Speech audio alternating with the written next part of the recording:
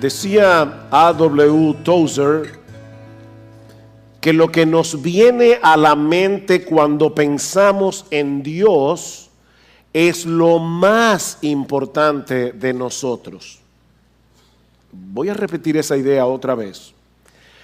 Lo que nos viene a la mente cuando pensamos en Dios, eso es lo más importante de nosotros. Eso es lo que te define.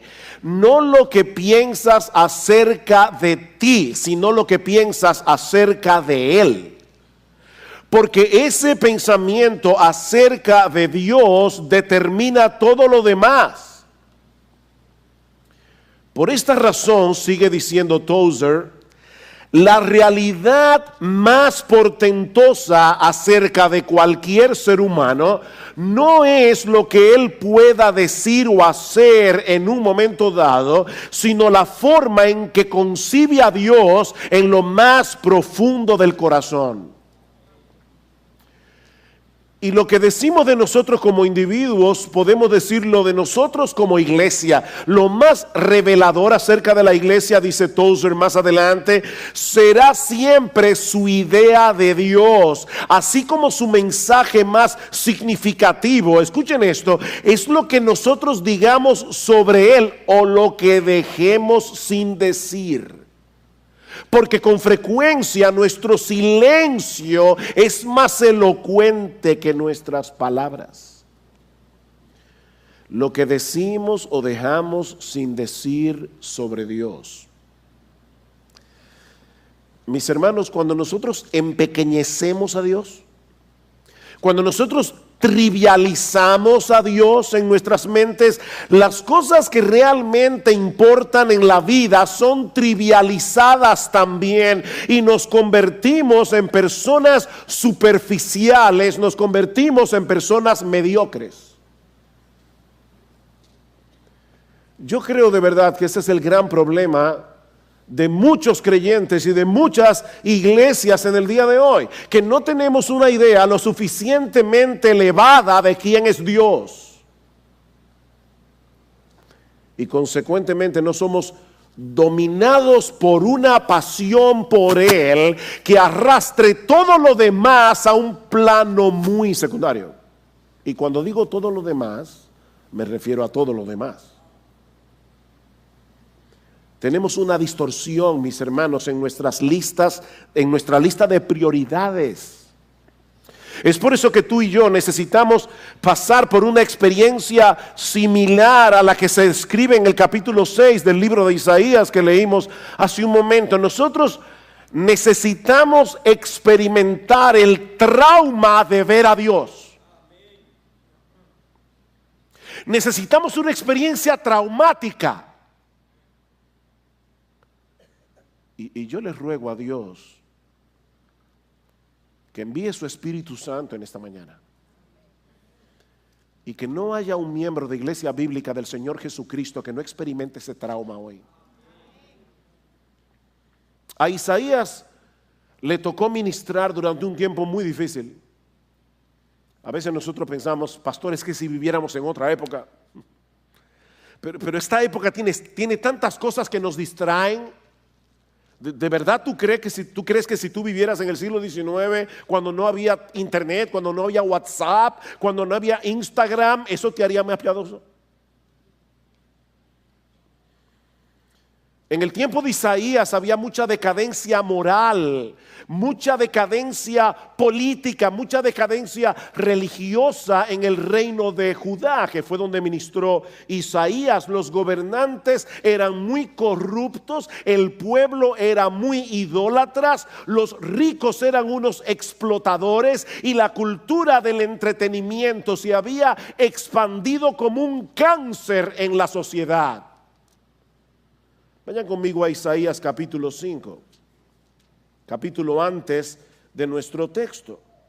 Lean el versículo 8. Ay de los que juntáis casa con casa y añadís campo a campo hasta que no queda sitio alguno para habitar vosotros solos en medio de la tierra. Había un materialismo rampante. Versículo 11. Ay de los que se levantan muy temprano, muy de mañana para ir tras la bebida, de los que trasnochan para que el vino los encienda.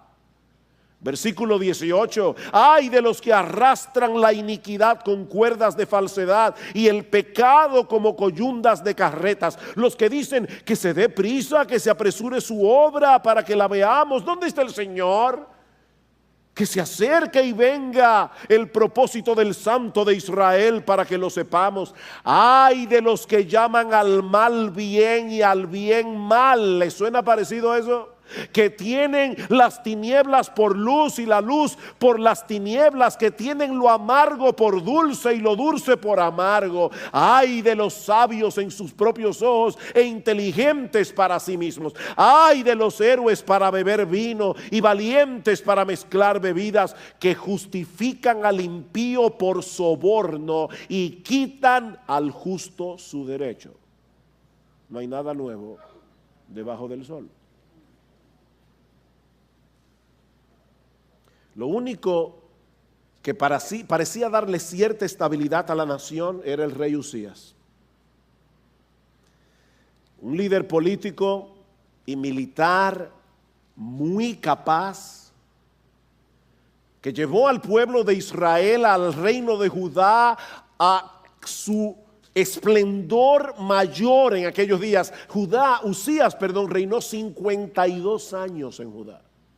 52 años, lo que Fidel estuvo en Cuba más o menos. Lamentablemente dicen, segunda de Crónicas, capítulo 26, versículo 16, que al final de sus días, cuando llegó a ser fuerte, su corazón se hizo tan orgulloso que obró corruptamente y fue infiel al Señor su Dios, pues entró al templo del Señor para quemar incienso sobre el altar del incensario. Algo que un rey no debía hacer, solamente los sacerdotes. Y cuando los sacerdotes trataron de impedirlo, el rey Usías se llenó de ira y ahí mismo en el templo Dios lo castigó con lepra y murió. El rey que había traído algo de estabilidad a la nación, después de 52 años, desaparecía del escenario político como un arrogante cubierto de vergüenza. Y ese fue el año en que Isaías tuvo la visión que marcó el inicio de su ministerio. Noten el versículo 1 del capítulo 6. En el año de la muerte del rey Usías, vi yo al Señor. En el año de la muerte del rey. A partir de ese momento, Isaías se mantuvo predicando fielmente la palabra de Dios durante casi medio siglo, hasta que fue, según la tradición, asesinado por el rey Manasés, y no con cualquier tipo de muerte. Isaías fue aserrado y partido en dos. Así murió Isaías.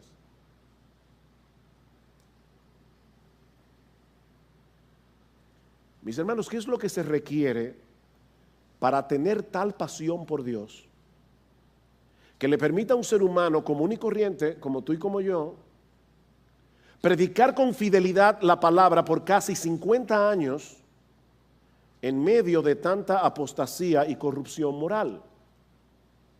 ¿Qué es lo que se requiere para que personas como tú y como yo seamos librados de las trivialidades de este mundo y vengamos a ser hombres y mujeres apasionados por Dios y por su reino? Yo creo que este pasaje tiene la respuesta para esa pregunta.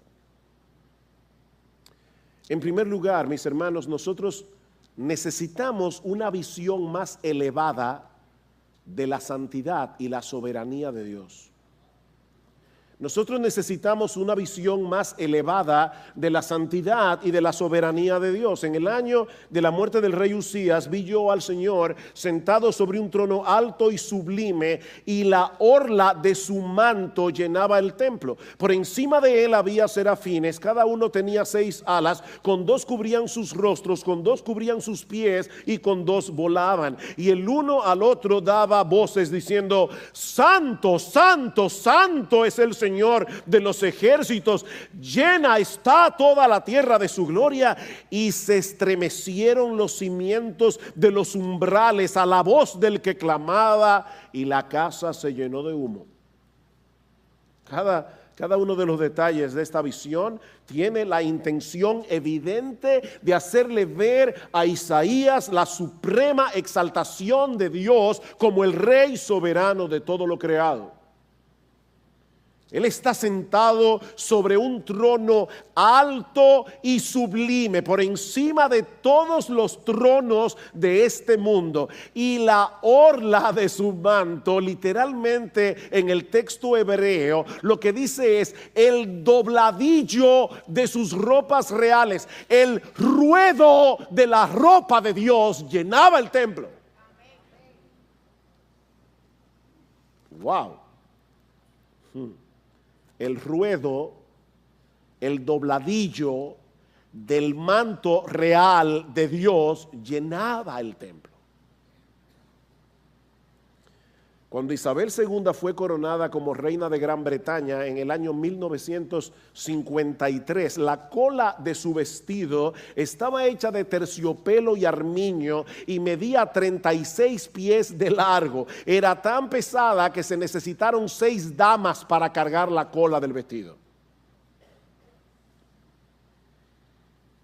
Pero Isaías nos dice aquí que el ruedo de la ropa imperial del Señor era tan abundante que llenaba todo el templo.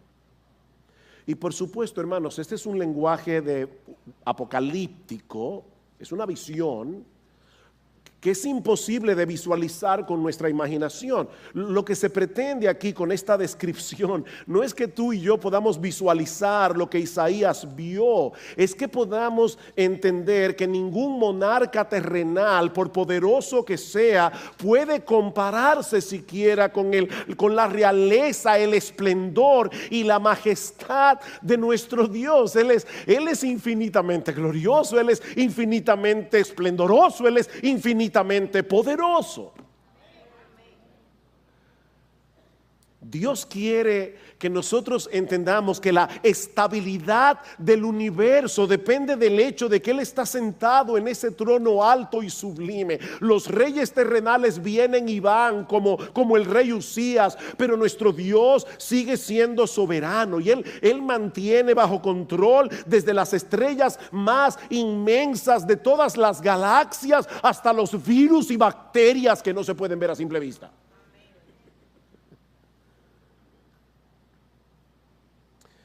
Pero Isaías vio también a un grupo de seres angelicales llamados serafines, que se encontraban alrededor del trono alabando a Dios. La palabra que se usa y que se traduce aquí como serafín transmite la idea de algo fiero, algo temible. Ustedes recuerdan cuando Dios mandó un juicio sobre la nación de Israel en Números 21, dice que había serpientes ardientes o serpientes abrasadoras. La palabra hebrea que se usa en Números 21 es serafín. Es algo terrible. Probablemente los serafines sean las criaturas más poderosas y majestuosas que Dios haya hecho, porque son las que están más cerca del trono de Dios. Y sin embargo, aún ellos deben cubrir su rostro en la presencia de Dios en señal de reverencia. Es obvio que los serafines no tienen una imagen trivializada de Dios. Lo único que ellos dejan al descubierto son sus bocas para poder alabarle. Dice en el versículo 3 que el uno al otro daba voces diciendo: Santo, Santo, Santo Jehová de los ejércitos. Y probablemente el otro grupo le respondía: sí, toda la tierra está llena de su gloria. En las escrituras se usa la repetición, ese recurso de la repetición, cuando se quiere enfatizar algo. Lo mismo que nosotros hacemos cuando subrayamos o cuando ponemos una oración en negrita. De manera que lo que los serafines están haciendo aquí es proclamar de la forma más enfática posible que nuestro Dios es santo. Y ese es el único atributo divino que se repite 3 veces en la Biblia. Dios es amor, pero la Biblia no dice que Dios es amor, amor, amor. La Biblia no dice que Dios es justo, justo, justo. La Biblia nos dice que Dios es todopoderoso, todopoderoso y todopoderoso. No, pero la Biblia dice que Dios es santo, santo, santo.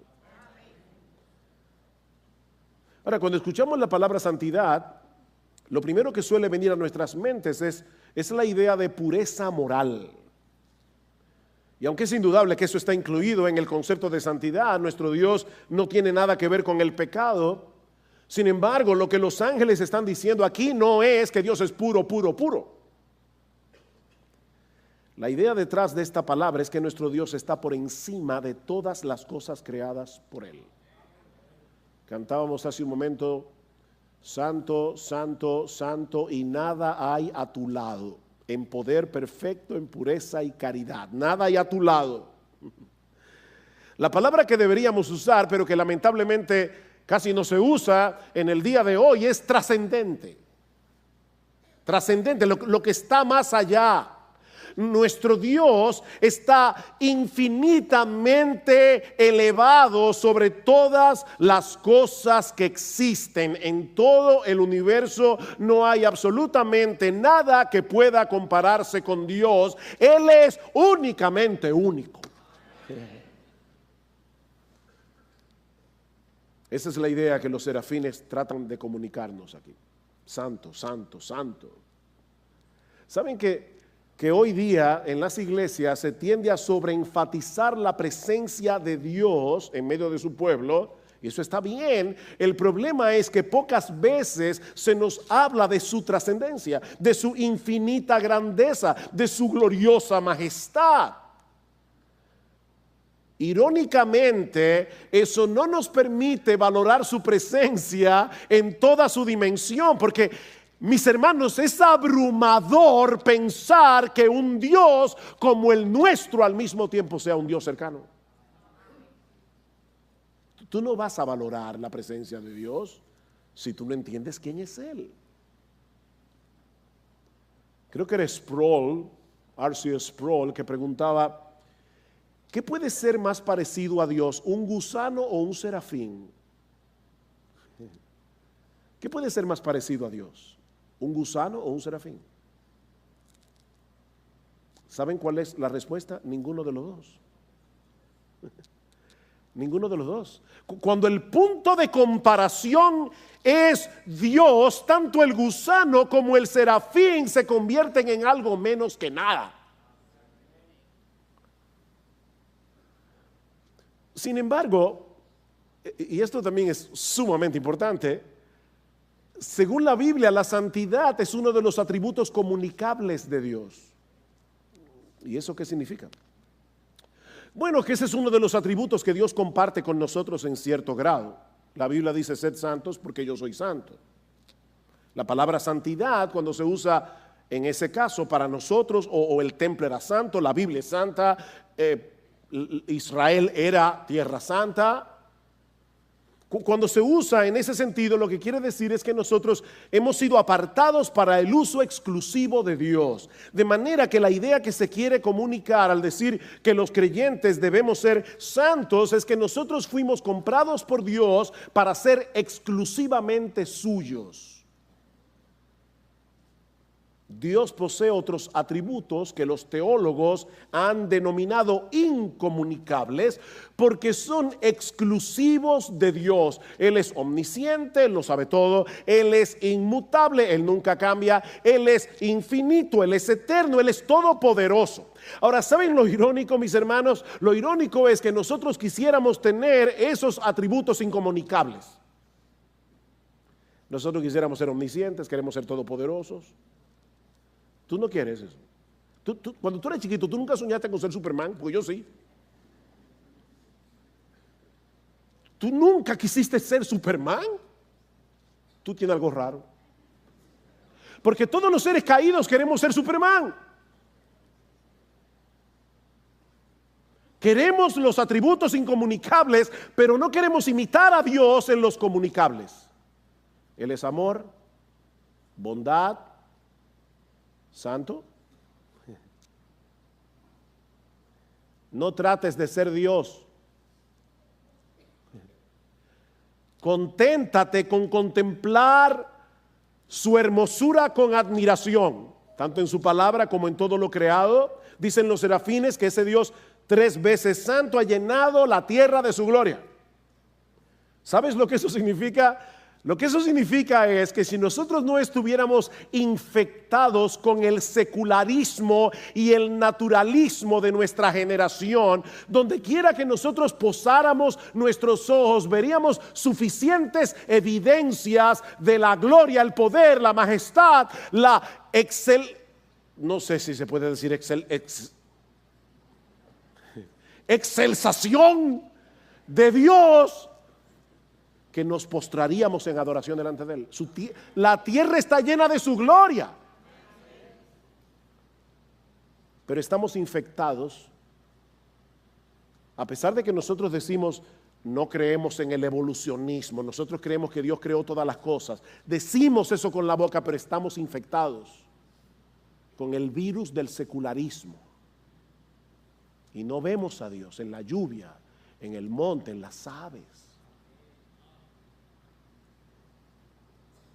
Yo me acuerdo una vez, yo estaba muy abatido por una razón, y caminando por la acera, de repente me fijé que había una florecita silvestre, un ramito de florecita silvestre.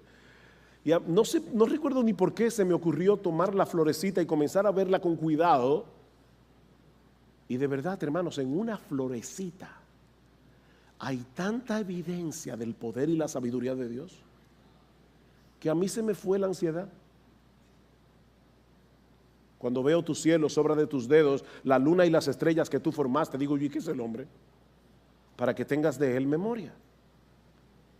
Ahora, para añadir algo más de terror al corazón de Isaías, dice en el versículo 4 que los quiciales de las puertas se estremecieron con la voz del que clamaba, es decir, con el canto de los ángeles.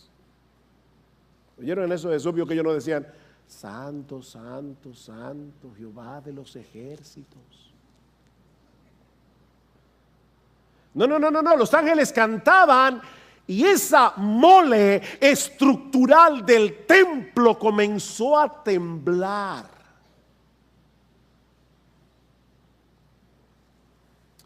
Y por si todo eso fuera poco, la casa entera se llenó de humo. Muy probablemente con el humo del incienso que solía usarse en el templo en el contexto de los sacrificios. Y vamos a ver por qué eso es importante en un momento. Mi amado hermano, mi amada hermana, tú y yo necesitamos ver a Dios de esa manera. Glorioso, trascendente, soberano, excelso, majestuoso, muy por encima de toda su creación. Esto es lo que yo he llamado una visión antitrivialidad. ¿Ustedes creen que después que Isaías tuvo esa visión, cuando salió del templo, se miró en un espejo y dijo, yo como que tengo algunas libras de más? O qué raro, cuando fui al templo fulano no me saludó. ¿De verdad? ¿Ustedes creen que Isaías salió del templo pensando en esas boberías? Esta es una visión antitrivialidad. Pero no solamente necesitamos tener esa visión elevada de la santidad y de la soberanía de Dios. Tú y yo necesitamos ver la fealdad de nuestro pecado en su justa dimensión. Versículo 5. Entonces dije, ¡ay de mí! Y no es que yo quiero vocear por vocear, es que yo no creo que él dijo, ¡ay! ¡Ups! No. ¡Ay de mí! Porque perdido estoy, pues soy hombre de labios inmundos y en medio de un pueblo de labios inmundos habito, porque han visto mis ojos al Rey, el Señor de los ejércitos.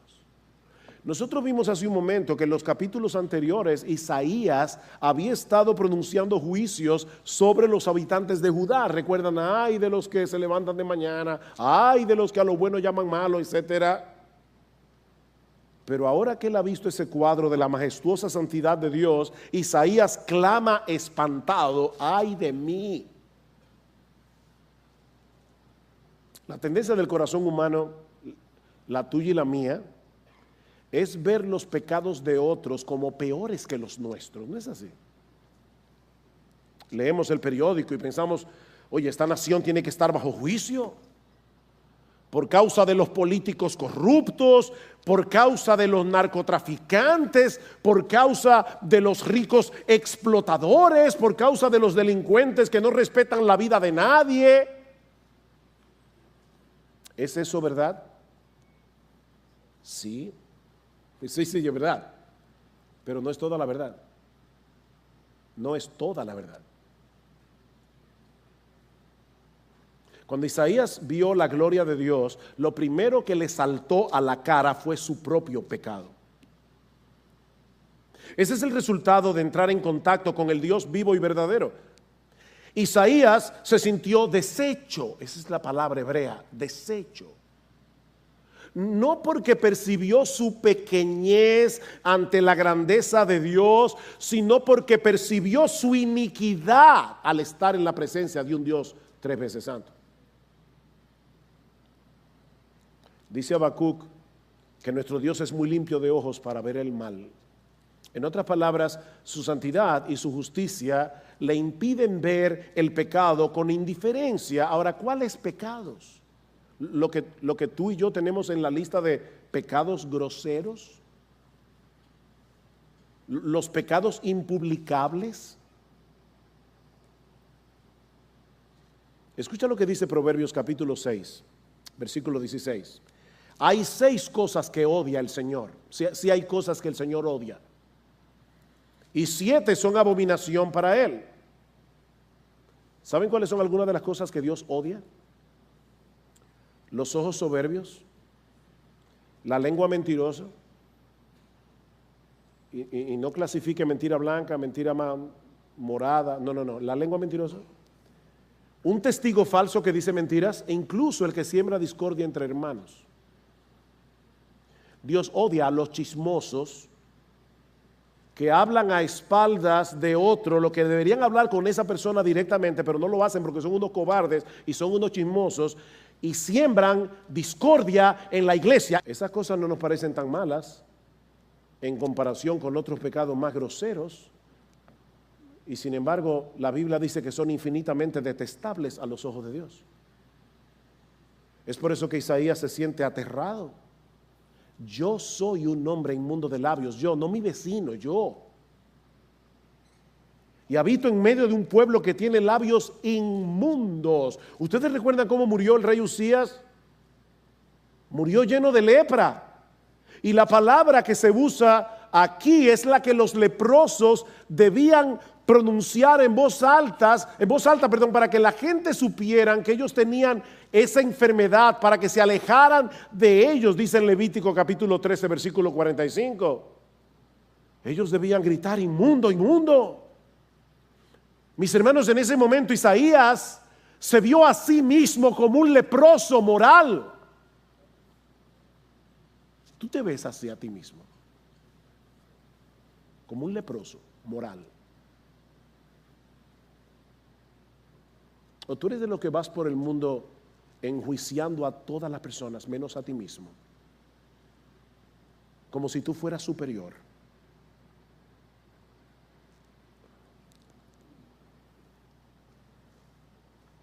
Alguien decía que cuando Isaías vio la gloria de Dios, cada partícula de justicia en la que él confiaba quedó completamente demolida. Pero gracias al Señor que nuestra visión no termina ahí. Esa visión aterradora que tuvo Isaías en el templo es lo que sirve de trasfondo para resaltar la gracia perdonadora de Dios. Y eso nos lleva al tercer encabezado. ¿Tú quieres ser apasionado con Dios? ¿Apasionado con el Dios Santo? Tú necesitas abrazar el perdón que Dios otorga de pura gracia. Versículo 6. Entonces voló hacia mí uno de los serafines con un carbón encendido en su mano, que había tomado del altar con las tenazas, y con él tocó mi boca y dijo: he aquí, esto ha tocado tus labios y es quitada tu iniquidad y perdonado tu pecado. Qué hermoso. ¿Se dieron cuenta, mis hermanos, que el texto no dice que Isaías le pidió a Dios que lo perdonara? Ahí no hay ninguna petición de parte de Isaías. Él simplemente reconoció su pecado en una actitud implícita de arrepentimiento, y Dios, que se deleita en perdonar, le manifestó de inmediato la gracia del Evangelio. ¿Qué Dios tenemos? Mis hermanos, cuando Dios abre nuestros ojos para que veamos cuán santo Él es y cuán pecadores somos nosotros, no lo hace para destruirnos, es para darnos vida. Él es supremamente trascendente, como vimos hace un momento, pero al mismo tiempo es un Dios de gracia que se acerca a nosotros con la disposición de concedernos el perdón de todos nuestros pecados.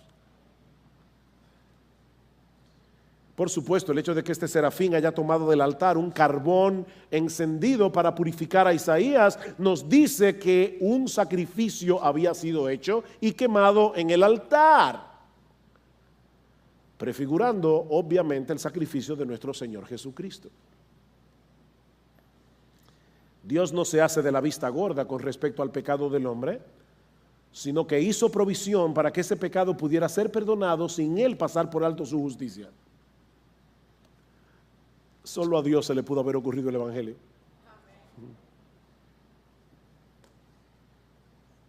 Dios no vino a Isaías preocupado por su autoestima. ¡Ay de mí! No, Isaías, no. Has entendido mal la visión. Lamento mucho que te hayas sentido tan miserable, porque en realidad tú eres lo mejorcito de la sociedad judía. No te sientas tan mal. No, a Dios no le preocupaba la autoestima de Isaías.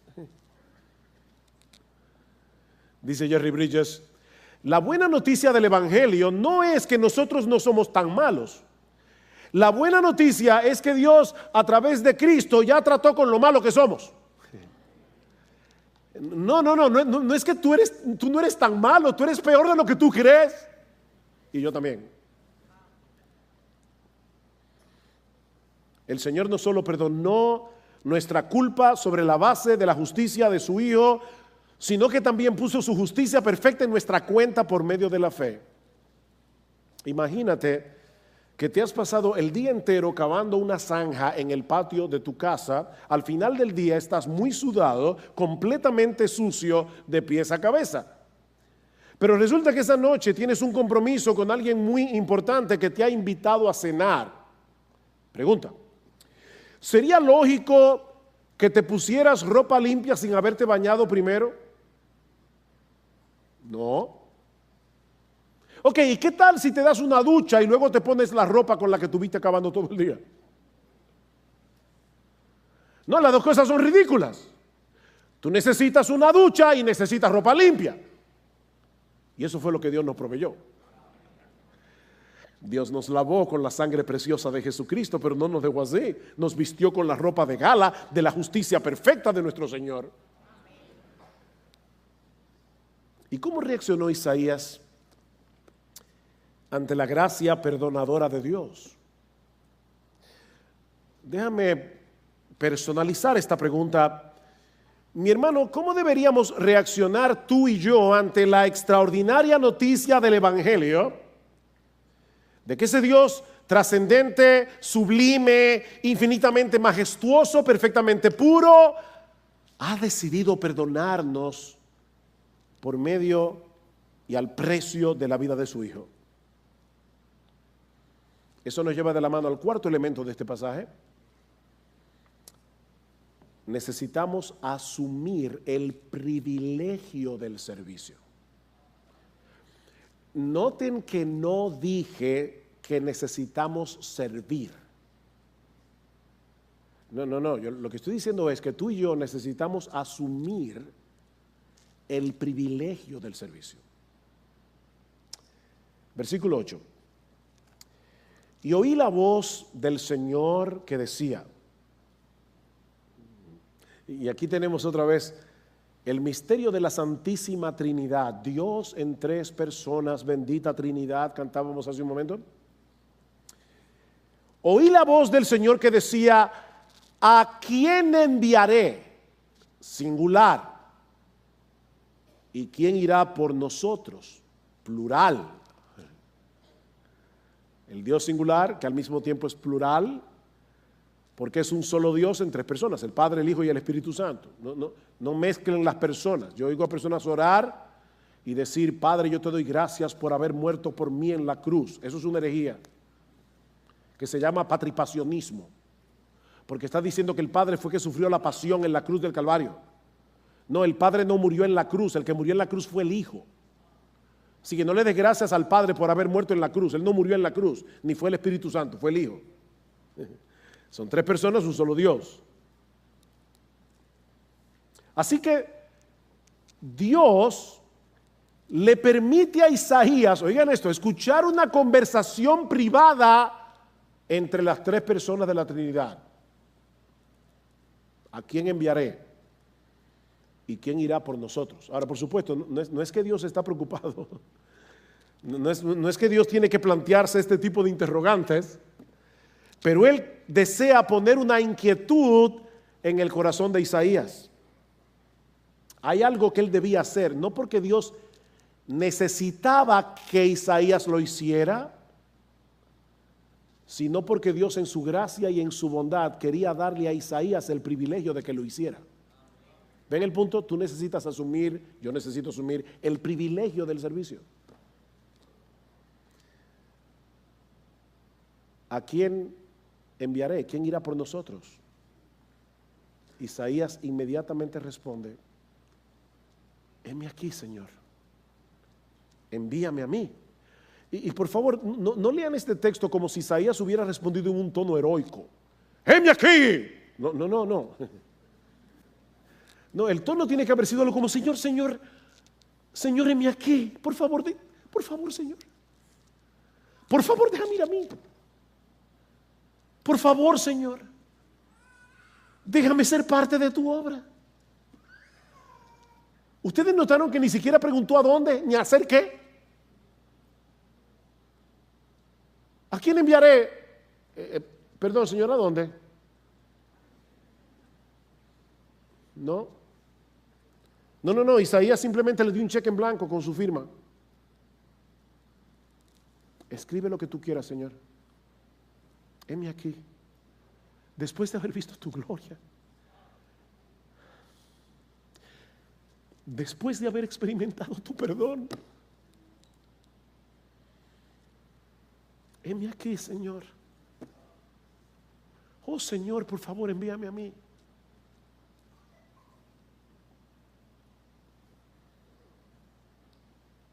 ¿Qué fue lo que movió a Isaías a mantenerse por 5 décadas haciendo esto que él comenzó a hacer en Isaías 6?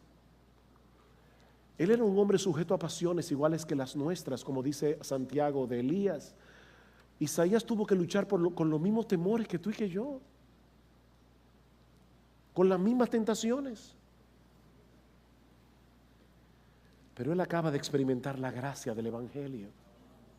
Él acaba de experimentar el gozo inefable de saberse perdonado por ese Dios majestuosamente santo que se le reveló en esa visión tan extraordinaria. Mis hermanos, el motor que mueve la vida del creyente hoy es el mismo que movió a Isaías hace siglos atrás. Es el Evangelio.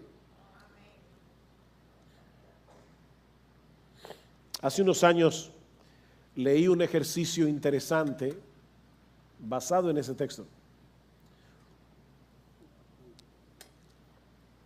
¿Qué hubiera pasado si Isaías hubiese escuchado el llamado de Dios antes de tener la visión de su santidad. Probablemente se habría sentido tentado a pensar que él era la persona idónea para ser el portavoz de Dios. Por supuesto, Señor, que puedes enviarme a mí. Claro, no dice eso con la boca, es una actitud del corazón. Qué pieza, Señor. ¿Y quién mejor que yo? Piensa, Señor, en los hombres que hay en la iglesia. Mírame a mí. ¿A quién tú vas a enviar? A fulano, que es un carnal.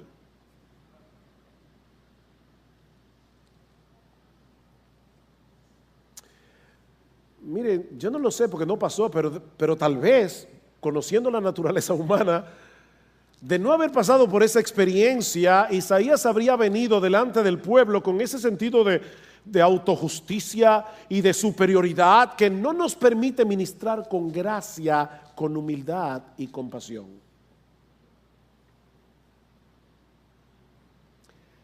Escúchenme, partida de pecadores.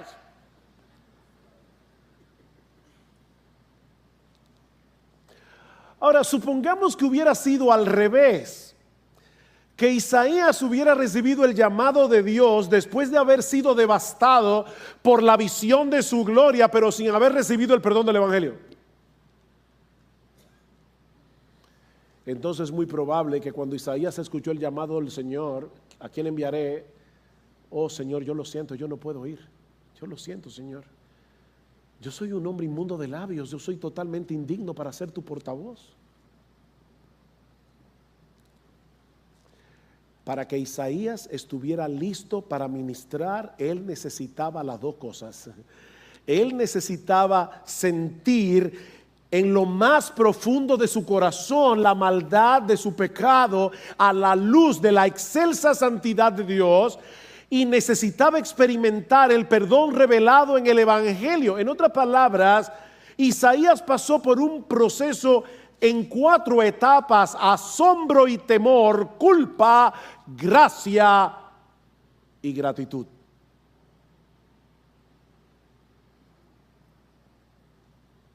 Y es ese mismo proceso el que vamos a encontrar en la historia de cualquier creyente que manifieste una pasión genuina por nuestro Señor y Salvador Jesucristo y por la expansión de su reino. ¿Saben por qué no se percibe en nosotros esa pasión que pone cada cosa en su lugar en nuestra lista de prioridades?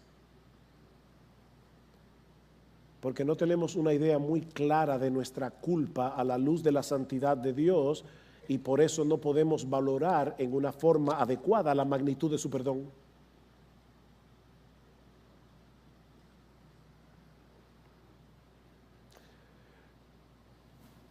Mis hermanos, nosotros no necesitamos tener una visión como la que tuvo Isaías para poder manifestar la disposición que él mostró. Porque de hecho, nosotros tenemos algo más sorprendente que la visión de Isaías. Porque nosotros tenemos la Biblia completa. Y ahora tú y yo sabemos cosas que Isaías no sabía. Jesús le dice a sus discípulos: bienaventurados vuestros ojos porque ven y vuestros oídos porque oyen, porque muchos santos y justos hubieran querido ver lo que ustedes están viendo y oír lo que ustedes están oyendo, pero no lo vieron ni lo oyeron.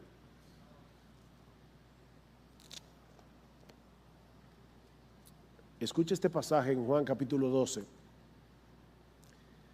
Y oh Dios, ahora mismo te ruego, Señor,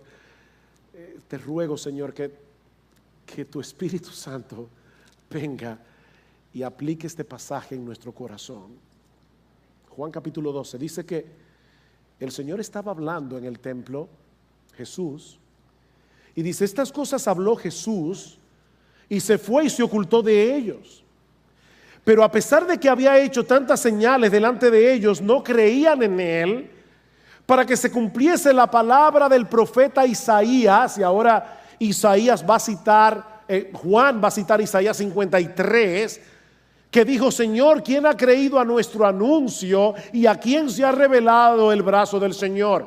Por esto no podían creer, porque también dijo Isaías, y ahora va a citar el capítulo 6 que estamos estudiando: cegó los ojos de ellos y endureció su corazón, para que no vean con los ojos y entiendan con el corazón y se conviertan y yo los sane. Isaías dijo esto cuando vio su gloria y habló acerca de él. ¿La gloria de quién? La gloria de Jesús. Mis hermanos, ahora tú y yo sabemos que ese Dios majestuoso que Isaías vio en el templo y a quien los serafines alababan con reverencia y temor, fue el que se hizo hombre para morir en nuestro lugar en la cruz del Calvario.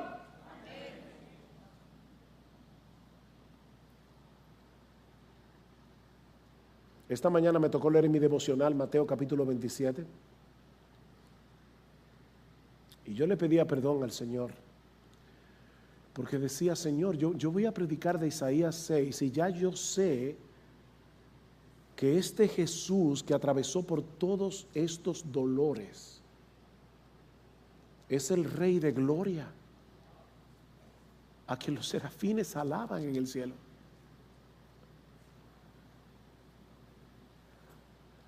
Hay un himno que nosotros cantábamos en el pasado que decía: con potestad sin igual en el cielo Él gobernaba. Los ángeles su voluntad siempre cumplían, pero un día le vimos cargar su cruz. Por la senda de dolor y muerte, por mí murió, qué gran amor.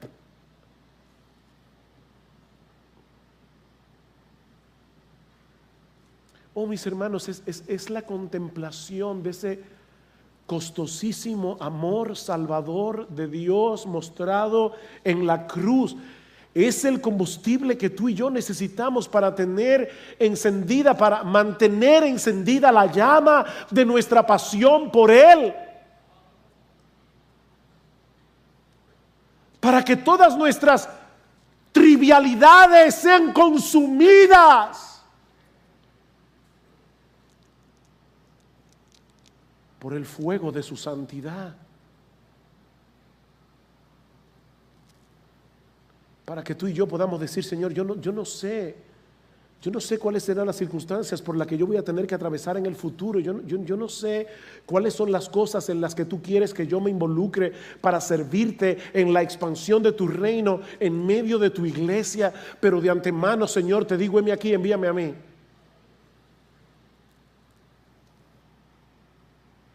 No todos tendrán el mismo llamado, no todos tendrán el mismo tipo de ministerio. Algunos servirán de una forma más visible, otros en una forma más discreta. Unos lo harán en el marco de algún ministerio formal, otros de manera informal y privada. Yo a veces escucho a personas que dicen: yo no sé qué hacer aquí en la iglesia. ¿De verdad? Mi hermano, mira a tu alrededor.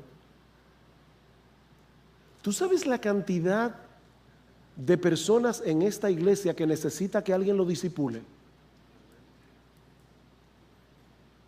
¿O es que para ti servir en la iglesia es estar dentro de la estructura de un ministerio?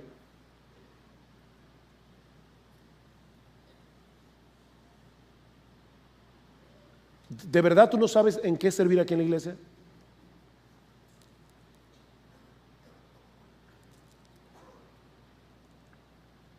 Y aún en la estructura formal, aquí hacen falta maestros de escuela dominical, aquí hacen falta personas que trabajen en el parqueo, aquí hacen falta personas que trabajen en el sonido, aquí hay personas que deben trabajar en la música, aquí hay personas que deben trabajar en mil cosas.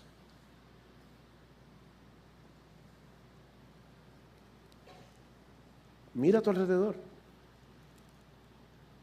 Muchos de nosotros aquí conocimos a Johnny Faris. Y yo no podía dejar de pensar en Johnny. y en el servicio que él le hacía a la iglesia de Cristo. Johnny fue una persona que vivió una vida muy depravada hasta que el Señor lo salvó. Muy depravada.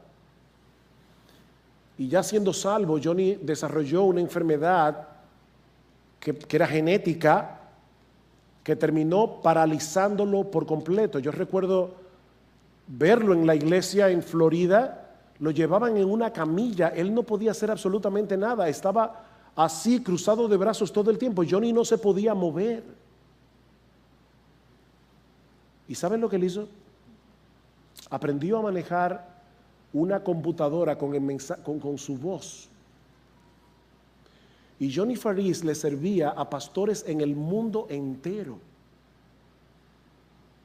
a través de su ministerio, postrado en una cama. Yo no sé cuántas veces yo le mandé una nota a Johnny Faris diciendo: Johnny, por favor, nuestra iglesia va a tener esto, necesitamos que la iglesia de Cristo ore. Y ahí mismo Johnny Faris mandaba una petición de oración al mundo entero, postrado, sin poder moverse. De verdad, mi hermano, mira a tu alrededor, mira a tu alrededor. El problema nuestro no es falta de ministerio, es falta de pasión.